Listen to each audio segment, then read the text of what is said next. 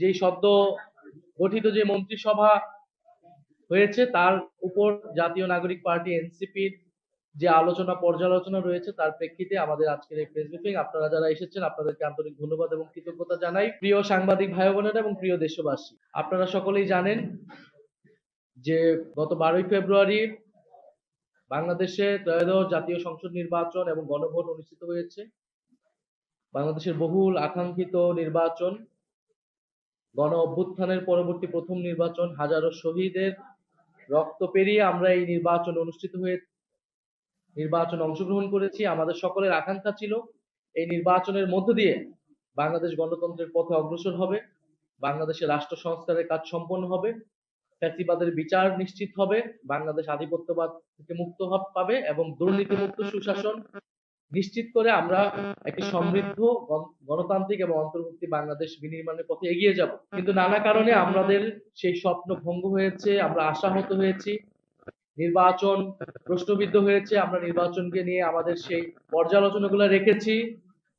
নির্বাচন প্রক্রিয়া, নির্বাচনে ভোট গ্রহণ সুষ্ঠু হলেও নির্বাচনের ফলাফলে কারচুপি হয়েছে এবং সেগুলো সত্ত্বেও আমরা গণতন্ত্রের স্বার্থে, আমরা দেশের স্থিতিশীলতার স্বার্থে আমরা এই নির্বাচনের ফলাফল বলা চলে মেনে নিয়ে আমরা সামনের দিকে এগোতে দিয়েছি। আমরা বাংলাদেশের জাতীয় সংসদকে এবং সংস্কার পরিষদকে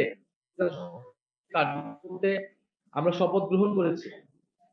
আপনারা জেনেছেন অলরেডি যে শপথ গ্রহণের প্রথম দিন, যেদিন শপথ গ্রহণ এবং মন্ত্রিসভার শপথ যেদিন গঠিত হলো, সেই দিনই কিন্তু বাংলাদেশের জনগণের সাথে, বাংলাদেশের যারা সংস্কারের জন্য প্রত্যাশী ছিল, যারা গণভোটে হ্যাঁ পক্ষে গণরায় দিয়েছে, তাদের সকলের সঙ্গেই এক ধরনের প্রতারণা করা হয়েছে।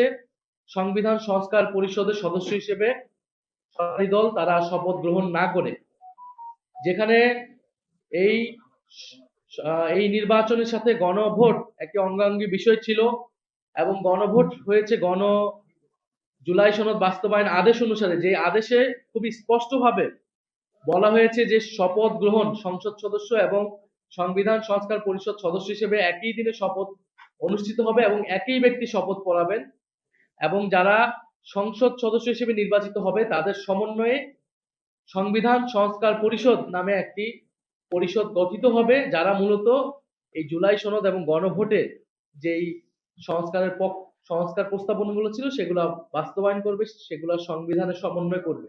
কিন্তু একটি ভুল ব্যাখ্যা দেওয়ার মাধ্যমে, সংবিধানের দোহাই দেওয়ার মাধ্যমে সংবিধান সংস্কার পরিষদের সদস্য থেকে শপথ না নেওয়া থেকে তারা নেননি, তারা বিরত থেকেছেন। আমরা মনে করি এটি সংস্কারের সাথে প্রতারণা করা হয়েছে, এটি নতুন বাংলাদেশের যে আকাঙ্ক্ষা, সেই আকাঙ্ক্ষার সাথে প্রতারণা করা হয়েছে এবং যে গণরায় এসেছে গণভোটে, সেই গণরায়কে বৃদ্ধাঙ্গুলি দেওয়া হয়েছে।